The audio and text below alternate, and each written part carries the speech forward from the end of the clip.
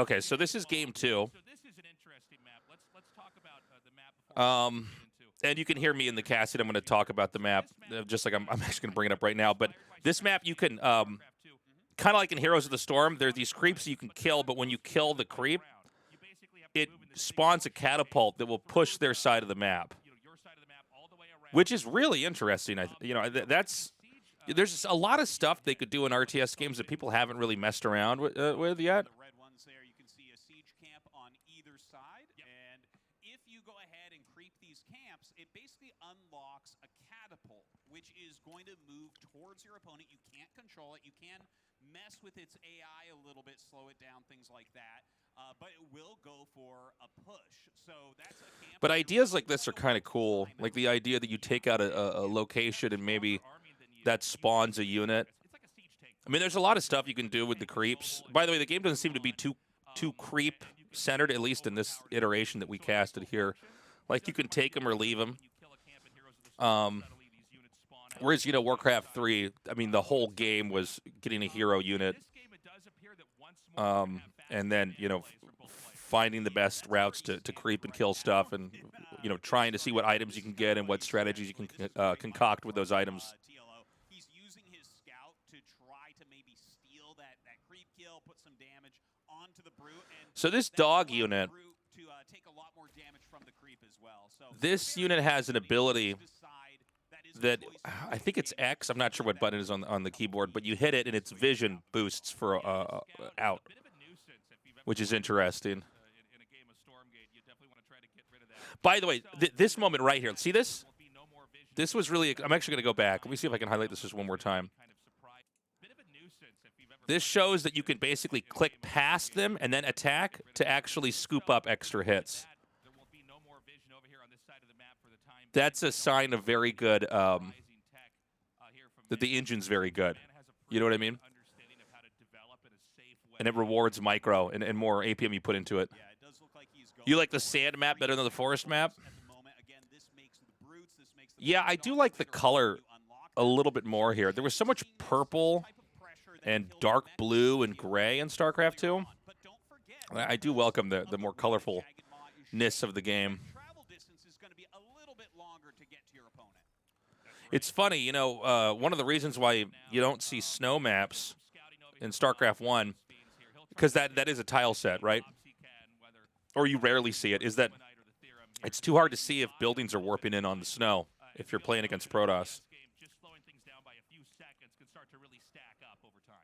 Yeah, and both the Fiends end up going down there, almost gets a ball, but TLO does end up defending that a little bit. So this seemed to be the opening that Mana went with every time, was 3... Fuck, why am I forgetting the name of that building? This was another thing that was so funny. Excuse me.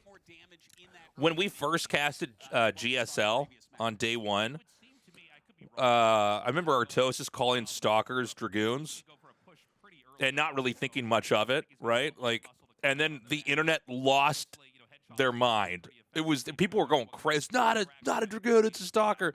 So when we came into this cast, we were like, okay, we got to be really careful to actually call everything by its proper name. By the way, this little maneuver here, this seems to be a thing that's going to be a constant. This building here that you mine from, I think it's called a command center or something like that. You hit a button, and it makes all of your bobs, which are basically like SCVs or peasants, it turns them into, it buffs them so they can fight. It's kind of like the militia function in Warcraft 3. But there's a cooldown on how often you could do it, so it seems like that would make a player who's harassing want to attack and prompt that so that the bobs can fight, to then run away so that that cooldown wears off, so that you can then come in and harass again. He's got 3 down here towards the northern middle, which he turns into Fiends right when they get over there. There's 2 more brutes pushing over here on the left side of the map, and it looks like they're going to go for the vision camp. We see the Hedgehog, I believe, got vision of that and spotted that. Yeah, it definitely did. I feel like this was a little bit of a slower game at the start, but the reality is this map is huge. And it's very hard to get to their side of the base. But you can see already, is there a game timer in this as well? I guess there isn't. But it doesn't feel like we've been that in this game for that long, and you could see already both sides are up to 3 bases. Just being a nuisance. It's not like something that's going to end the game, but look, he's One of the other here, killing a Lancer there. funny They're not that expensive. things about trying to learn how to cast this game is we don't really know what role the races actually play. Here's an example, by the way, of those bobs getting activated or whatever. You can see they can even hold their own against the brutes. But yeah, one of the things about coming into a game like this is that we don't know, like, okay, is one race supposed to be expanding and the other one pushing? I don't think we're there yet.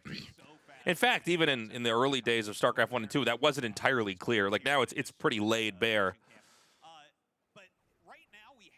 Was this just Tier 1 units? I think it's technically Tier 1 and Tier 2, but they haven't even finished. They haven't shown any Tier 3 stuff yet, so there's still a ways to go.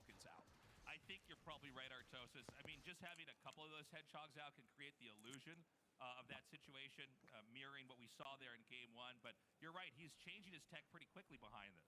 Yeah, it looks like a lot of barracks is thrown down here, in fact. Yeah, BioConnect's lab as well, and no big surprise right there. One of the other things I was thinking about, because, you know, we did a little bit of Warcraft 2,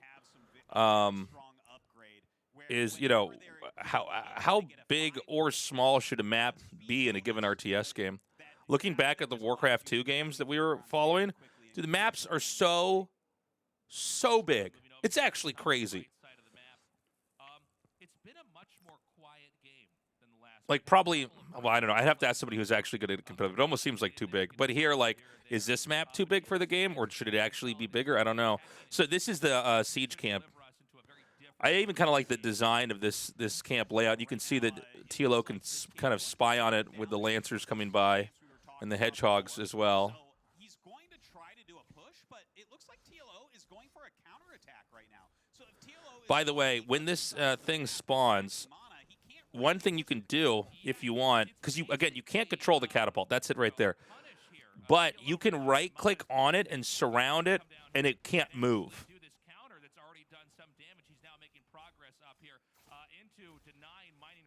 These imps on the run right now. Wow, this really feels like a very good attack here from TLO. Again, not as many hedgehogs as we saw previously, but he's doing a great job with those Lancers. When is this third faction going to be revealed? I actually don't know. Where's the catapult? So the catapult, just to remind everybody, you can't control. You're sad they don't want to include capital ships. And it was like me, 8-move big ships. It seems like they're diverting some attention from a big focus on air units. I think air units were fine in StarCraft 1. StarCraft 2, there's a, I mean, I'm sure that some players don't mind, but there does seem to be this issue, like especially with like Broodlords and stuff like that, where you end up camping on this, love you, Tasteless, but stream a layout for ants. Actually, everybody's been complaining about this layout. I am going to eventually fix this and make so that the thing's full screen. I was very excited to have my Soul City background set up, but I realized nobody actually cares about that. But this will be fixed. Sorry about that. What was I saying? Oh, yeah, like, it seems like they want to avoid, like, a Broodlord Infestor situation where you just have these, like, really big, slow flying things that, you know, kind of death ball up.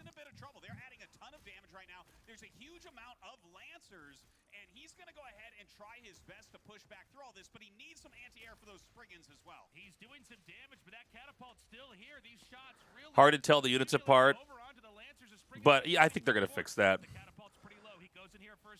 It's interesting seeing how a game gets developed. You kind of start out with just the bones. You get the engine built, and then in this case, you have to design each of the units. Then you got to kind of draw on top of them. They've got to, like, you know, look. They got to match the universe, I guess you could say, but then they also have to be distinguishable.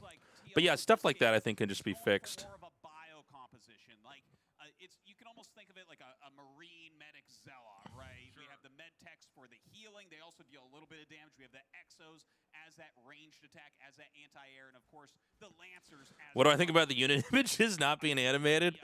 They probably will be animated when the game's done, right? It's going to be hard to get brutes all the way down there to meet up with this push, but the Spriggans coming there. Yo, Judgment, thank you. Fucking go write in a journal about what you think you know about Brood War, and then light it on fire, because you don't know anything. Thank you, Judgment. 45 months with you. Judgmental I think you're era the just first sub of the day. subscribed. Here against the main push, it might be a little bit harder, but when I say that, look at the size of the army right now from Mana. He's done a great job with his macro this game. Yeah, it's not clear to me who's actually got the better army. We got the Magmadon coming in there with that initial stun.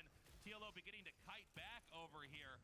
And it looks like he might even be able to wrap around with these brutes. There's one Lancer over here to kind of draw the attention from some of these melee units away. TLO begins to get a stronger fight and now pushing north. Man, that is a lot of Exos. I was really hoping at this moment that TLO would actually kill Mana here and we get a third game. So this is what Mana seems to be very good about. He knows when it's time to actually destroy the brutes and then push in with these fiends. I want to fucking barf. Juan, he sucks. 0824. Thank you so much for the raid. Welcome, viewers. Is this parting? Oh, it's parting. I thought I recognized that that Korean name. Are you done with your military service parting? Too many Infernals on the field. This is becoming a really crazy game, Artosis. A real back and forth. So good, Korean. Thank you. Both players, they've pretty much filled up Mana fills up the entire. Welcome back to Twitch, parting. TLO fills up the entire. Welcome back to streaming. You're a free man. Possibly go on for. There's only so many resources on the map available here. Something's got to give. Yeah, and are they going to just continually attack? This right now, unit's or pretty are they interesting going as to well. go It's kind of like a war prism. that you see going up and down? This is a Doombringer. It's basically By the way, you're going to see this coming up here. This is just a sign of how good Mana is. Watch as this push starts to pick up. And you can see the units have to move in kind of this horseshoe shape around the side of the map down. That he has all these air units merge in there so that the push can get reinforced really well. For Mana, he's going to continue to try to come forward. And with the Yeah, thank you again for the raid party. Welcome, viewers. shot down. Give me a follow if you haven't followed me already. An overextension here from Mana. Yeah, We've got Weavers now. It might be. Oh my God, we even have a Weaver coming in, and it goes ahead and uses that lash command. That is something that pulls units towards it so that you can kill them on your own shroud. Dealing a lot of damage there as well. Tons of fiends splitting off and going after these Exos. Does TLO actually? I can't remember if we talked about it in the cast, but this white health you see The Fiends, again, they're going to try to pull back. seems really, really powerful. So you see when they're on, Suddenly they have I think it's called the Shroud. I want to call it creep, but I think the term in the game is Shroud. But they gain white health, and so it would seem to me like a fiend could just stay alive forever. Because otherwise, fiends, if they're out on the map, they die. But this would allow you to actually kind of overpower them. But obviously, you can't get, Shroud in their base until later on in the game. So it's kind of like a build-up to that. Surprising amount of damage in here as well. Okay, the damage beginning to really pile up here. If TLO can hold this and survive this attack, I don't know that he's going to be able to defend the bases that are behind this. This could be a 2-0. Yeah, it really looks like it right now. That Magmadon charging in, doing a great job of pushing everything back. And now this area is becoming Mana's. He is starting to destroy these expansions. So people that just came here from the partying raid, we're going to be playing some StarCraft after this. I just wanted to review these games. There's much chance of him winning this game. That's right. The Bobs. So I think that's Infest right there. Try to defend. I just don't see a real opportunity here for So we did get to see this in action. I think I might have actually missed that when I was casting this. Mana now microing away, but So when you kill a unit with Infest, 2 fiends spawn. So that seems like a way to actually end the game once you start to take a fight. This is just a great attack, a great rallying coming in here from Mana as well. TLO continues. Infest is hard to see. Yeah, I think they're going to fix that, though. See, the fiend production here is amazing between infesting, the fact that you have these brutes that turn into fiends as well. It's just a ton of units that you have to deal with. Yeah, it's a lot. We've got And this is where I think basically TLO's dead. I don't think there's any way to recover. everything fall apart. He's basically This unit over here, if you guys could follow my cursor, the infrastructure spread out like this. why am I forgetting what this is? It not Magmadon? What the hell is this thing called? Get isolated and killed immediately. Yeah, and you can Anyways, see it's got like a harpoon ability. You can grab a unit and pull it in. is called, and that is going to be it. Mana takes down TLO 2-0 here with the Infernals. A really impressive. Okay, so that's the first 2 games. Everybody, we're just getting started. All right, hold on. First of all, here's the real crime of this whole event. Look at this. Take a look at this, man. Wait, where is it? Okay, here's Artosis. Where are your fucking socks, Artosis? Holy shit. We got to look at your cankles? Oh, my God. This guy did not think before he put his shoes on this morning. The only time I've seen anything worse than this, do we have a close-up of this? Where is this? Let's let it run. Yeah, I understand. Nice ankles, Dan. I have very carefully chosen some choice clips. See, he's trying to act like he's listening, but right now he's like, oh, I hope my ankles look okay. I didn't know I was going to be on the stage. I thought I was just going to be back casting with Tasteless. We didn't know that either of us were going to go on the stage until the day of. So he ended up being the guy that had to go out there and do this part. So let's roll with the first clip. All right, enough of his ankles. Right, in this clip, Oh, no, wait, this is just the replay. Excuse me. poking with the three Tricked me. who can have the This segment actually went on for a while. Hold on. the first big fights. There's gonna be a Let's get back to those ankles. But now, like you pointed, he's also going to have some flak turrets, which are exos in the sentry post. Those are Yeah, the only thing I've ever seen that was worse than these ankles was when Apollo wore yellow socks at BlizzCon. Don't know if you guys remember that moment of esports history.